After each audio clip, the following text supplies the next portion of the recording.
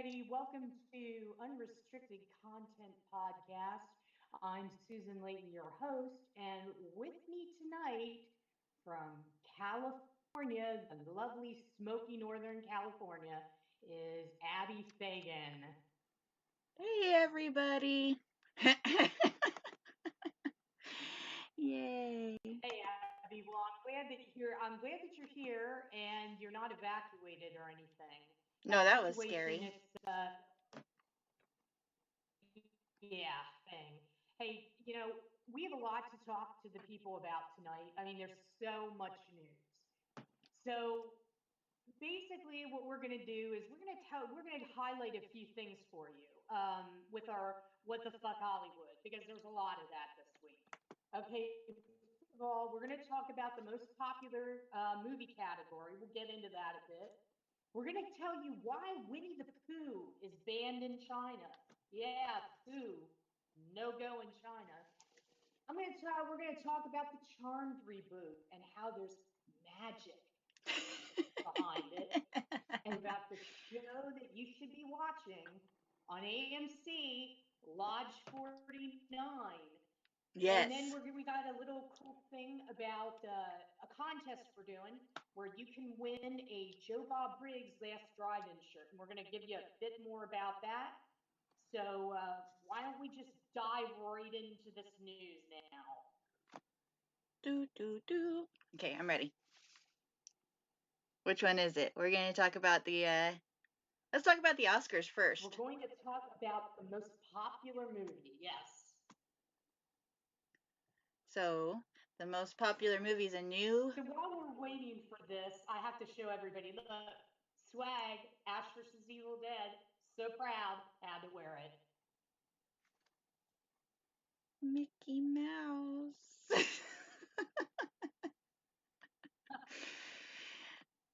Okay, so the Oscars Yeah, decided they that wear they're that going to Mickey Mouse. do a new category, right? Is that what we're talking about? Yep, that's what we're talking about. Yeah.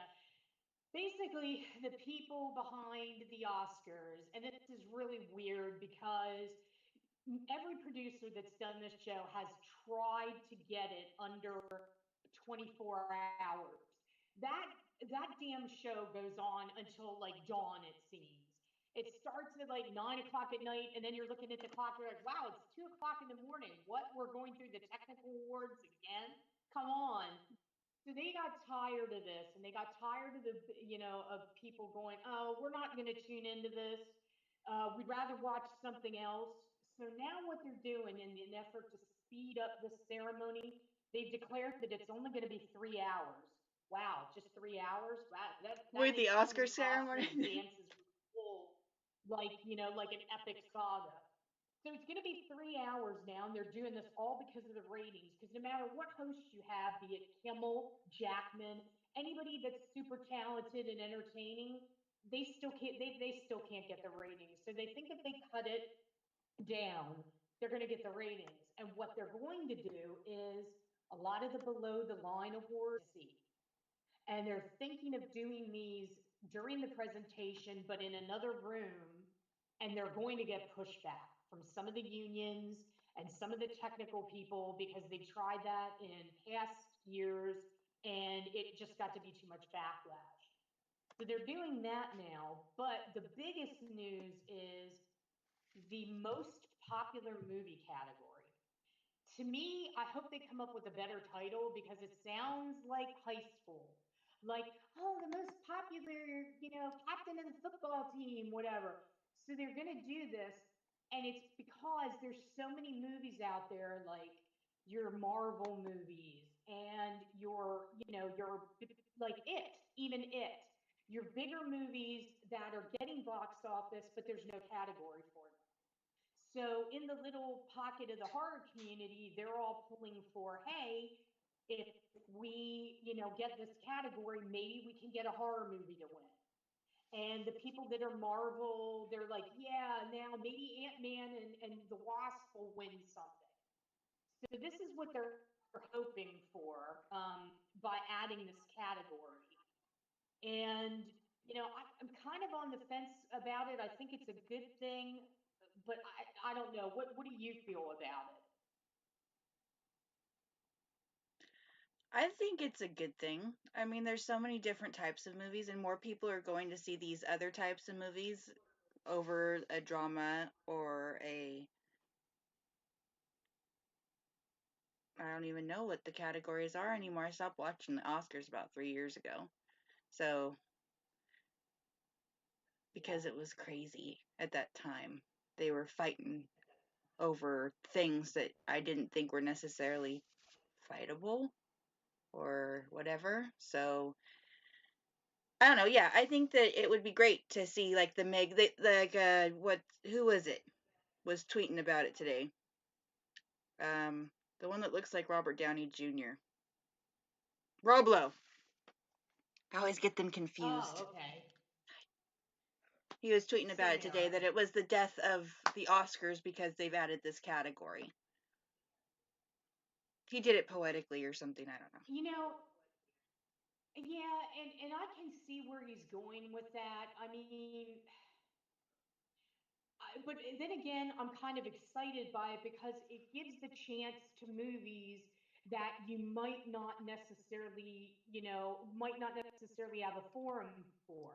Now, I still think in reference to the time that trying to cut down the show, good luck with that because we all know we're going to get those people that get up there and prattle on for like 15 minutes. And especially if they're a high caliber star, they're going to thank everybody. They're going to thank, like, their dog, their stylist, the person who gave me my Jimmy Choos.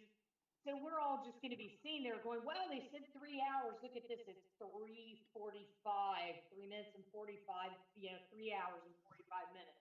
So I don't see how they're going to do that unless they start hooking people like they used to do in vaudeville. I don't know how they're going to do that. But the category, I see what Rob's saying, but I also see that it might be an opportunity. Although I fear that it might be an opportunity squandered. And it might be more like the most popular kid in high school.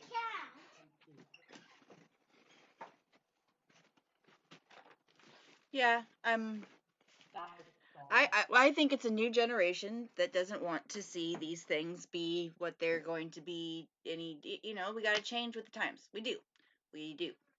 So, Yeah. and they're losing Yeah. And viewership. So what are they going to do? Add a category. Maybe more people will watch. Hey, you know, you got to pay for right. those little And golden the real Oscars test somehow. will be, well, I know, and the real test will be who wins the first award. Whether or not people watching will be like, well, that was bullshit, I don't agree with that. And then there'll be some other change, to accommodate people. And I know they want to get ratings, but let's face it, with the way the box office has been lately, yeah, I gotta admit, I used to be a diehard Oscar watcher. I used to parties, used to attend the parties. Now I'm kind of like, yep, the Oscars are on. Oh well, what else is on? And I think the conflict this past year was Ash versus Evil Dead. So I know what I watched and kind of let the Oscars just slip by. Occasionally I tuned in, but other priorities, and that's pretty much what they're dealing with. Right. If they're a problem in and of itself, live viewing. We're all too busy to watch programs live. That's true. I mean, let's face it. How many programs do you watch live?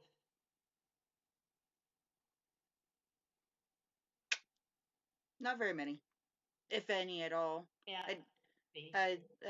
what is it? American Ninja Warrior. I think is the only one that we like actually watch live.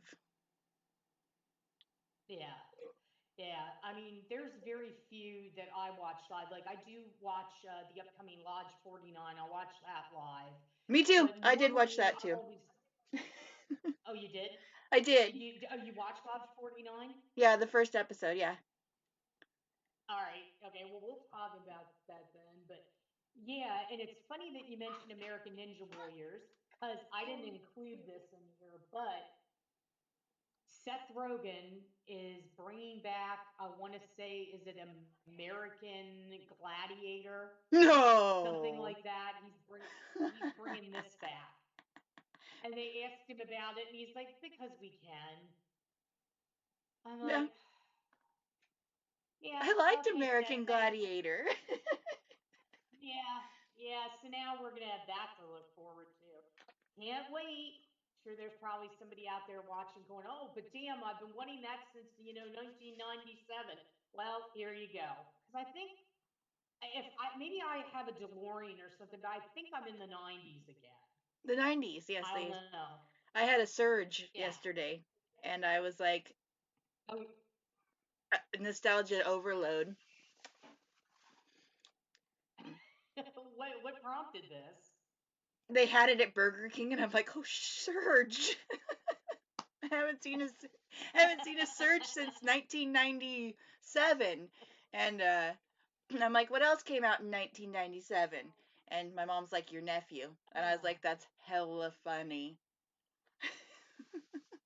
Then I'll be waiting for them to bring back those hypercolor shirts and Well, yeah, I think that a lot of my generation, the ones that grew up in the 90s that love the Rocco's Modern Life and the Hey Arnold and the Snick and the we had the Surge and the Vault and all that fun stuff. We want that to come back yeah, because it was such an epic era, and the cartoons that they put out today that our kids are watching is just junk.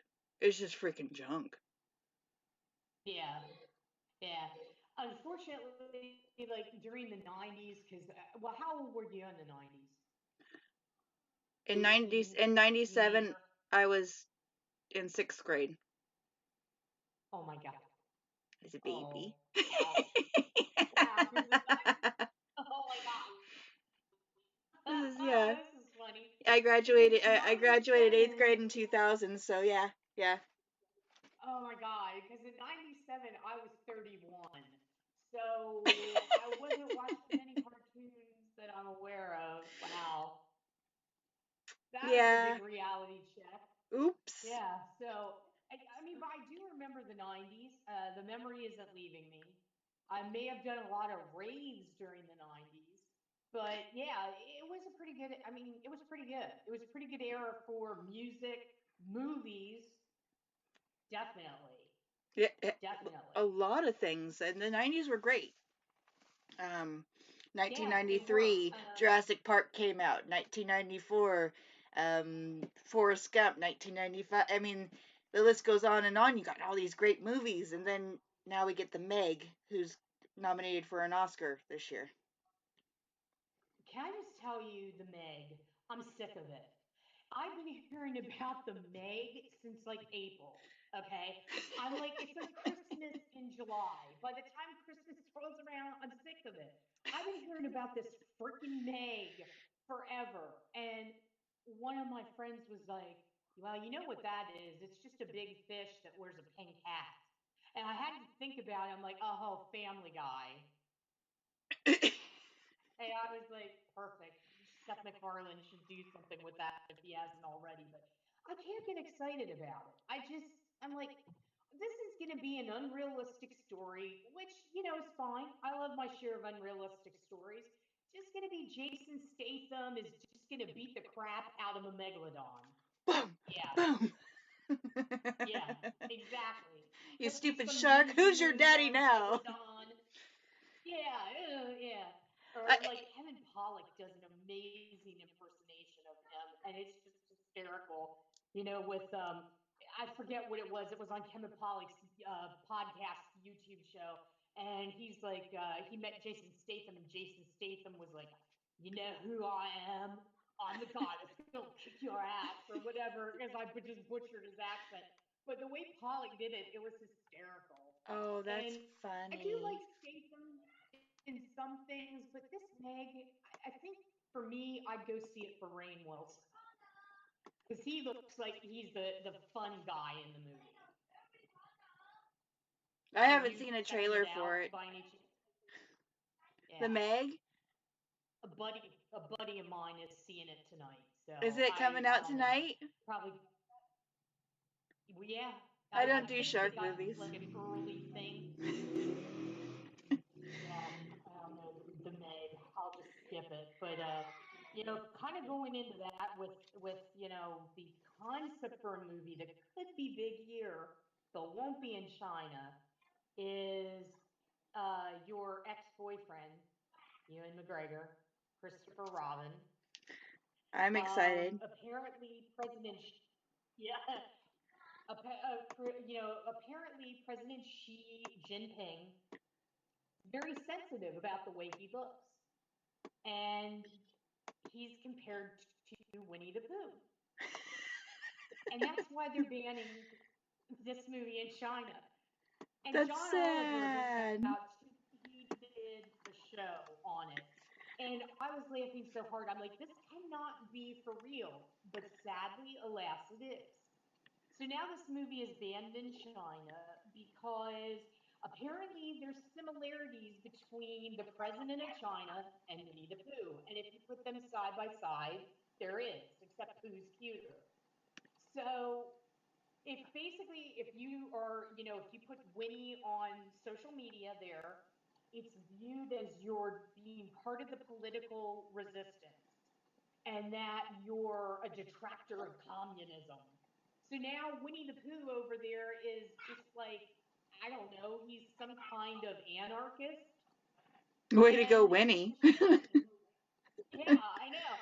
And it's a shame because this vocal cast is out of this world. Like, who didn't grow up with Winnie the Pooh? I grew up with him and the wonderful Sterling Hall Uh oh. always had this like very distinct voice, interesting, very interesting character. And the guy who's doing the current Pooh, Jim Cummings, sounds exactly like him. He does every voice for Exactly. Disney now. He's Oh, he everybody. does? He's Tigger. He's Piglet because Well, Sterling Tigger, Holloway he did Piglet's voice too. No, no, no. Sorry, he's not Piglet. He's all the anybody that sounds like Caw from the Jungle Book. He was him in the new yeah. one. He did anybody that sounds remotely like Winnie the Pooh. Uh, Um, Jim Cummings is the voice of. wow. Now that's a good gig to get because the people he's working with in this movie, you got Brad Garrett is Eeyore, which is perfect. He's just perfect. I mean, he's got that lower register to be Eeyore. Yeah, so that's great. And Peter Capaldi is Rabbit, so you know what that's going to be like. But although I don't think Rabbit swears at all, but that would be funny if he did. And then Toby Jones is doing Al. So this is some really cool people that are involved in this. Yeah. And it's a shame that you can't see it. And the bad part about it is China is some of the reason why we tailor certain blockbusters to them because we want the foreign markets. Right. And a movie like this needs the foreign market, and China's huge. I mean, if you make a big movie like a Marvel movie, I'm sure there's some studio suit that's like, well, how's this going to play in China? Are they going to like this? And they have to make decisions like that. So pretty much, it seems like China goes to the movies a lot, the people of China. So it sounds like Winnie the Pooh may be screwed internationally. Um, and that's a shame because from what I've heard, it's a very charming story. And I'm like, I don't know if I can see it because Toy Story 3 ripped me in two. And this Hey. story about Christopher Robin losing his way as an adult and not being happy, and then the animals, I see I'm going to get emotional. And then the animals come and like, oh yeah, this is bad. The animals come and they Oh, try to give him, like they try to give him happiness. They try to teach him how to play again. right. And it kind of brings back, because as adults, we don't play. We It's don't. too serious all the time. We've got jobs, We have things that we have to do. We have families. We don't get playtime. We forget the joy of play unless you're an actor. And sometimes maybe that's negligible. But when you get into themes like that and like Saving Mr. Banks and Toy Story 3, I don't know if I can watch it because I will just be a wreck by the end of the movie. It just seems like I mean I can't even talk about without like tearing up. And I'm pretty tough. But Hey, if you yeah. if And you then want a Harry real Jr. tearjerker that is Winnie the Pooh, we watched uh Yeah. we watched Goodbye Christopher Robin, and I have never Oh. ever cried so hard during a movie. It was like, oh my god, okay, I'm not gonna cry anymore, and then I was crying again, and my daughter's like, Mom, are you all right? I'm like, yeah, just water. It's dust in my eye, honey. It's okay. But man, Yeah. that movie is sad. My mom thought it was the new Christopher Robin movie, so we watched it. That movie is Yeah. amazing. It's the story I've heard behind. of it. Oh, it's genius. It's the story behind how they made Winnie the Pooh and why, and Oh. how they Like Saving exploited Mr. little Banks. Christopher Robin. So, Oh. but you Yeah, should seriously watch it, Susan. I think you'd really like it. I think everybody should watch I it. probably would. I away from things that make me emotional, because it was funny because when I was talking to John C. McGinley, we somehow got on some movie and I said it made me cry. And McGinley was like, Susan, that's the point. It makes you cry. It's okay to do that. And I'm like, no, John C. McKinley, it's not okay to do that, But yeah, I like movies like that. For me, just Doctor Who and the David Tennant era, and then Matt Smith. Every time there's a marathon of that on, I'm like, there's the tissue because I'm just a wreck. And anything with David Tennant and Billy Piper and that whole Rose and oh my God, I love you, but I can't have you. Yeah, yeah, it's bad. It's bad at the house when that's on. Yeah, yeah. Kind of admitting to everybody that tough girl here has kind of like a soft side. Yeah. We all need one. You can only be Well, so true. hard. But yeah, I mean that's a shame for Winnie the Pooh. It's funny and it's ridiculous. Right. I mean, because even in this country, there's a show on. I'm not getting political. There's a show on called The Cartoon President. And when I saw this, I was like, wow, okay, freedom of speech, we definitely have it. Because our current president, who's very sensitive about everything, isn't marching to ban this show about him. But China, apparently is like, nope, they're not on board with it. But if you Really? get the chance, Google Xi Jinping and Google Winnie the Pooh. I'm sure you're going to see images because it's pretty amazing. How similar. Pretty amazing. I wish that I knew that that was the reason why, because I was kind of excited to hear you tell me, and so I like avoided Yeah, everything. But um, I wish that I could pop up an image of both of them side by side right now, so that we could all just see yeah, together. That's crazy. it is. It's crazy, and that's purposefully why I picked it because this segment is like definitely what the fuck Hollywood because this next one this is like when people think of California, they think of the land of fruit and nuts. Not saying that derogatorily, it's just what it's known as. You live there, you're a Yeah, native. I it's on lived fire there right now, so on I and don't know off how many for nuts you're gonna get decades. next year. So Yeah. everybody, expect your food So prices to it's, go up. yeah. So it's like, so when I explain this story, people will be like, oh, wow, okay. So Charmed is doing a reboot. Nobody asked for it once again, like so many of them, but we're getting this Charmed reboot. The cast is not happy about it. Holly Marie Combs has been blowing it up on social media. She hates it. And she's just not on board with it. So they're trying to mitigate all this negativity.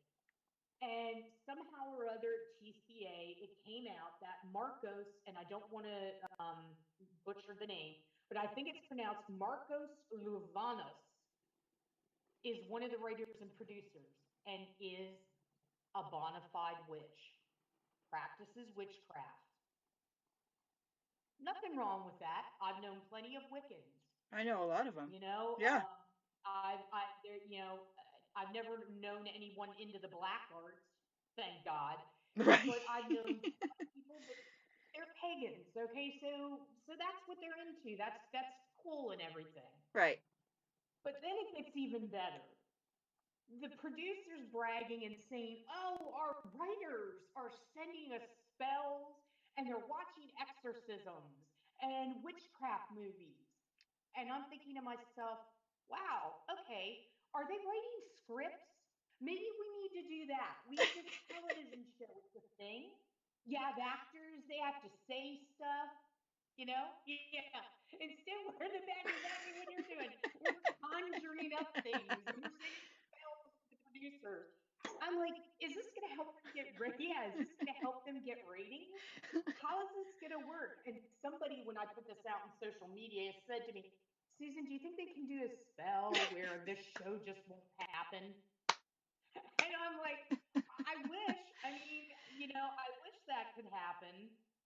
And yeah, so now they have an actual witch in the writer's room. Uh, I don't And even, yeah. watch And these ratings go soaring like a oh, witch yeah, yeah, the on a power of broom. magic. Yeah. I mean, what are they going to do? Are they going to have like robes and candles before every like table read?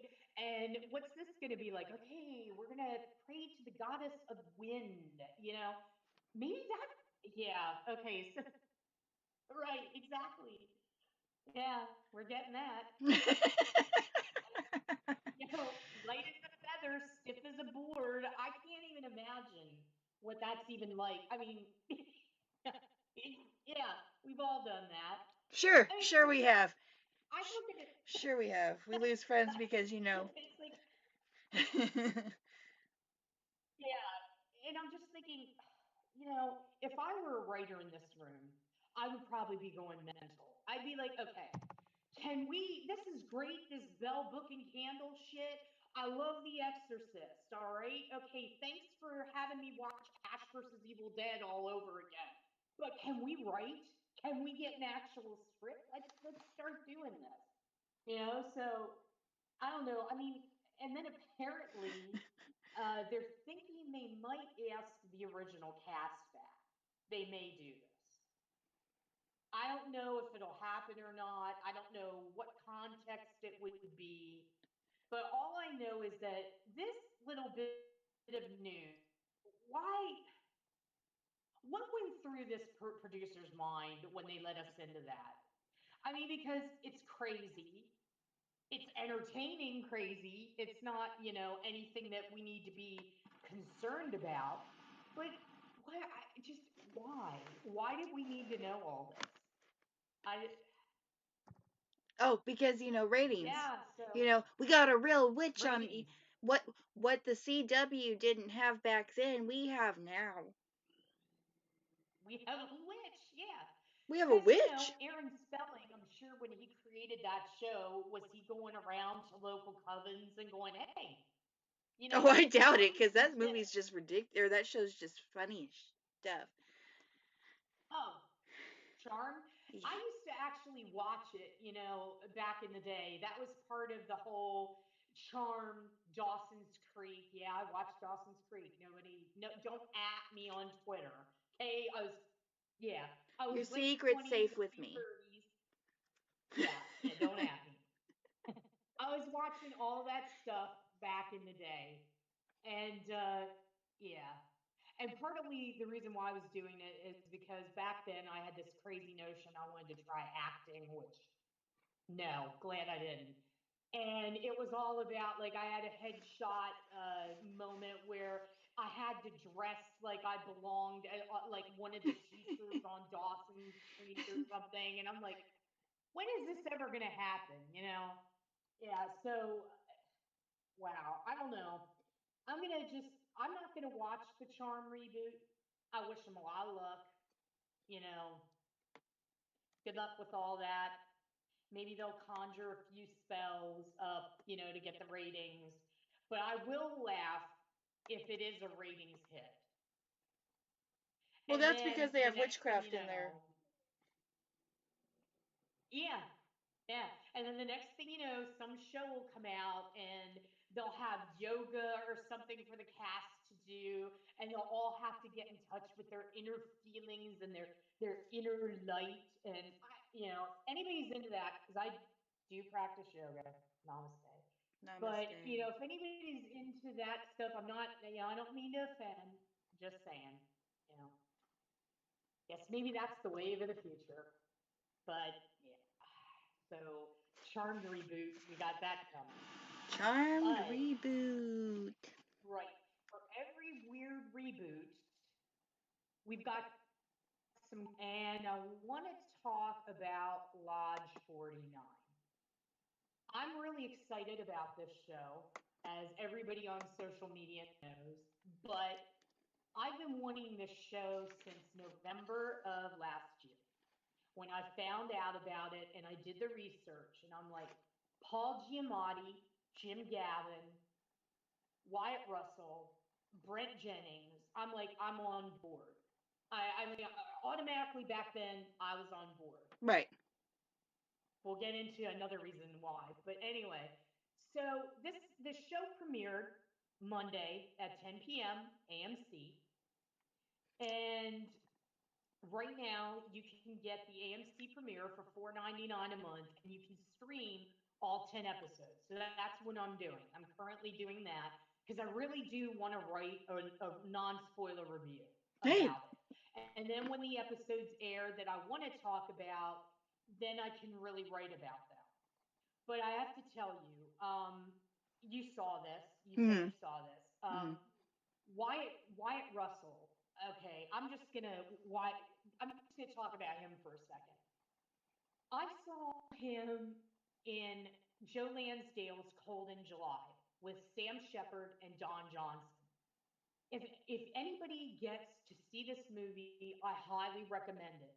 It's a very quirky, dark movie about a small town and things going awry with a break-in and murders occurring. And Wyatt plays the 360 of Dud. He's a badass and he's nasty in this. And he did a really good job. And I was like, wow, Wyatt Russell. And I'm like, that's Kurt's kid.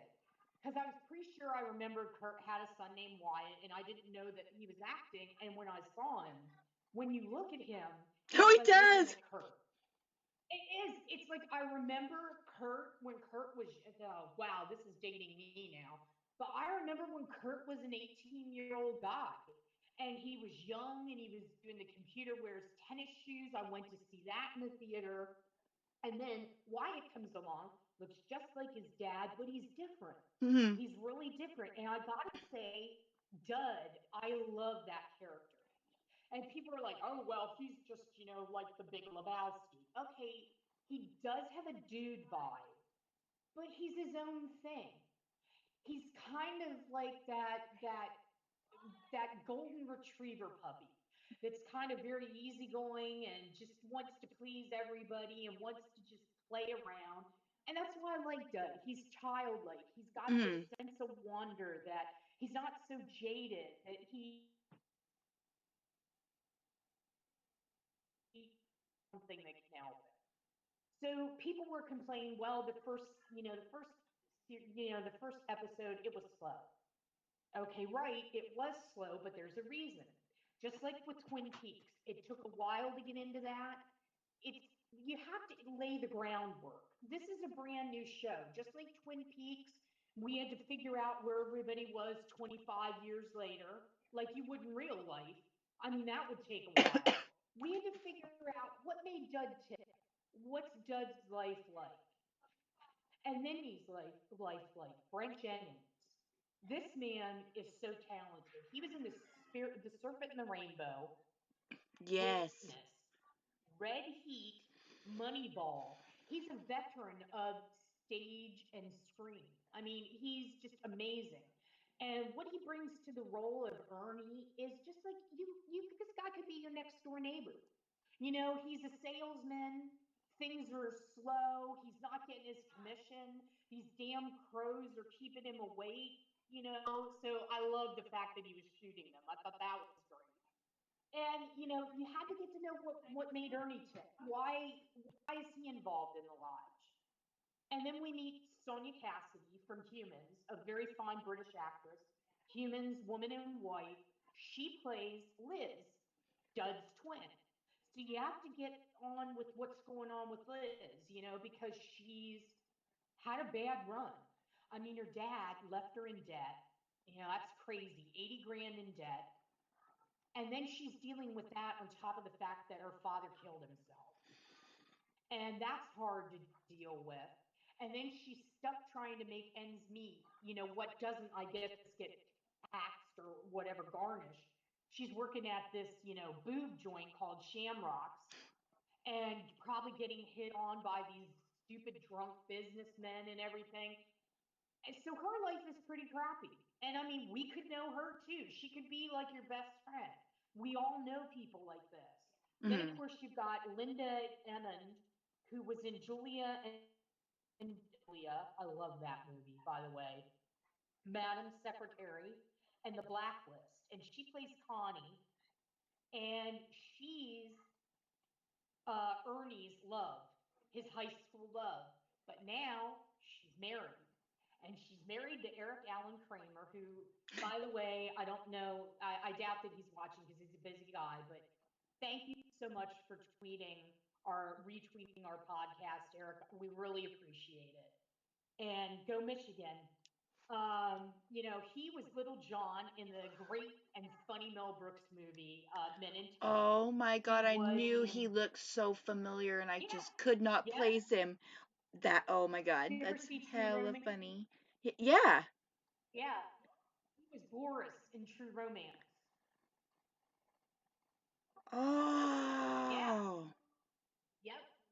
Now get this. This gets even better. He's from Grand Rapids, Michigan.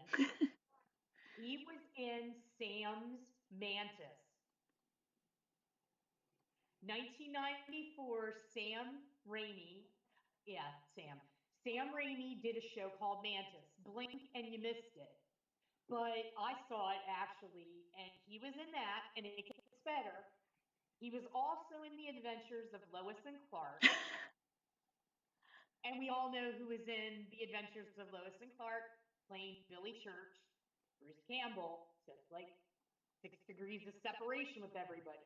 But Eric plays Linda, Connie's husband, Scott, and he's part of the lodge scene. And then you've got David Pasquesi, who's Blaze St. John. He's like an apothecarist or like a Yeah. dispensary type guy. And he was on Misfits and Monsters the other week, playing a psychiatrist, which incidentally was in Groundhog Day. He was on Veep as Andrew Meyer forever.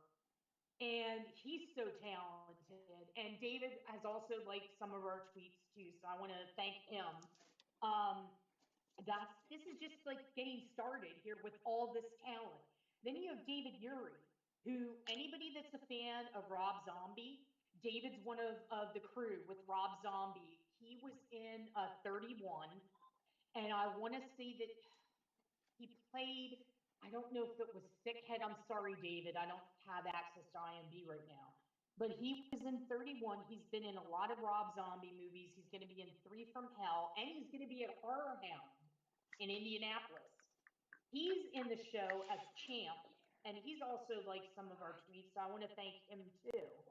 And then you've got the creator, Jim Gavin, who wrote a marvelous book called Middlemen. Have you ever read of it or heard of it? Mm-mm. It's basically a California type story. about the lives of these men and how they intersect. And some of them are old and some of them are young dreamers. And it's kind of got that Lodge 49 feel. So he's Giamatti is one of the executive producers. And I could just go on and on about Paul Giamatti. What a great actor he is. John Adams, I loved him in John Adams. I loved him in Sideways. Win Win.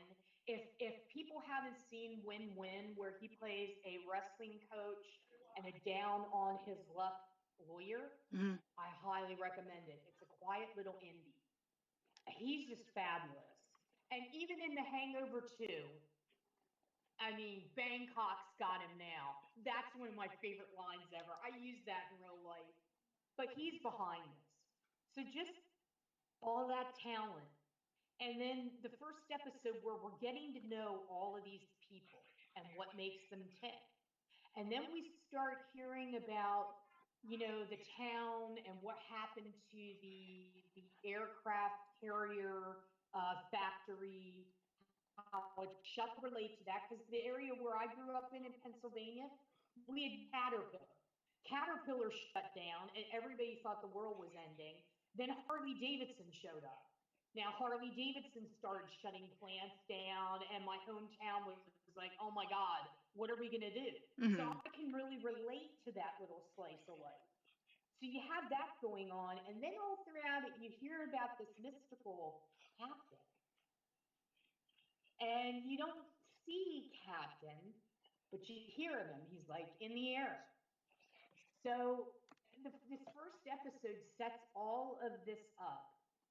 And you get to know these people and you get to see that the lodge may, in fact, save Dud, because we know that, he got bit by a snake that ruined his surfing career. But I want to tell you the last speech at the lodge where he's telling about his dad, and you can visibly see that, yeah, I know, you visibly see that he's kept this inside of him and it's hard for him to talk about it because he loved his dad. Mm-hmm. And once again, because I am me, I started tearing up at that. I was like, I understand where he's coming from. I mean, anybody that's lost a parent, it's tough, or parents, And I fully identified with that. And that was such a beautiful moment. And I thought it was such a payoff that you want to see these characters. You want to come back and visit them. And I've Mm-hmm. been saying on social media, it's like Cheers as envisioned by David Lynch. Patton Oswalt loves this show. He did like a whole series of tweets about how, oh my God, I love this show. And I'm so pumped about it because this is exactly what television should be. This is exactly the type of TV I want to see. I want to see something where I have to think, that it doesn't have a laugh track, that it's not people in tights. It's about real people, but underneath it all, there's a little bit of element of fate Magic. and magic. Yeah. And maybe it's the magic we make, maybe it's actual magic. But I think this show, if people don't give it a chance, it'll make me sad because It's it really has a worth it. great lead in. It is. I mean, it has Better Call Saul as a lead in. You can't, beat that. And Better Call Saul, I believe, according to TV series finale, did 1.4 in the ratings, and it was up from last year's premiere, which is good for a show, right? But Lodge 49 did 690,000, and you can see the drop off from the lead in to them. And when we did our podcast on Nerdrotic, the guys were very on the fence about the show. And I'm like, it builds. For anybody that saw um, Here Comes the Boom with Kevin James and Henry Winkler, Mm. it's like Holly Holy. It builds. And that's what I'm hoping people see, that they see that this builds, because I'm telling you, I'm going to speak to the ladies right now. Okay, we all know you're out there. Some of you are going to watch this. I'm just going to talk to you.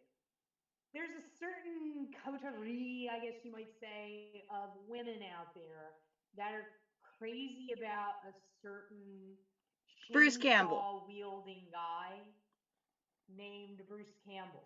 Well, I will tell you, Bruce Campbell is in this. He's in 3 episode arc. Plays a character, Gary Green. He also goes by another name. I don't know. I'm not going to say anything because I don't want to spoil it, but he goes by another name. We'll just put it that way. All I'm going to say, ladies, is episode 7, Is worth it. his introduction, you're going to want to see it. Yeah, you're going to want to see it because and even for you guys out there, you guys that like Ash, okay, you're going to want to see this because this is possibly one of Bruce's best performances that I've seen in years. And the character of Gary Green is very well written and he plays it very, very well. But if you watch it and you think you're going to see Ash, you think you're going to see a smartass, you're not going to see Right. your as you can get. But he's playing a regular guy. There's nothing fantastical about it. Educated with the ability to do all sorts of interesting things like MacGyver everything. He doesn't have a chainsaw hand. He's not Elvis Presley. He's a regular guy, and he nails it. And I'm telling you guys out there that were fans of Ash versus Evil Dead, and I had somebody on social media say, "I'm just not feeling this."